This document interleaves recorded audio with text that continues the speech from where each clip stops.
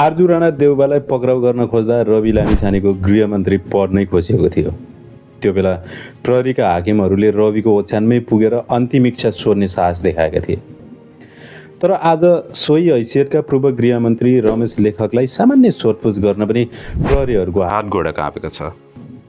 त्यो बेला रविलाई काम गर्न दिएको भए आज आर्जु राणा देउवाले गाला फुट्ने गरी कुटाइ खानु पर्दैन थियो। सडकमा निस्किएका निशस्त्र मान्छेहरूले सुरक्षा निकायको 1500 थान हतियार लुटेर पनि लैजाने थिएनन्। हो, रविले आर्थिक अपचलन भने गरेका थिए होलान्, तर आफ्नो शासन र सत्तालाई जोगाउन रगतको खोला भने बगाएका थिएनन्। अन्तरिम प्रधानमन्त्री सुशीला कार्कीको लिखित आदेशलाई लत्याएर यिनीहरूले अनेरा सोभियुका जडेयाहरूलाई फिल्डमा उतारेका छन्।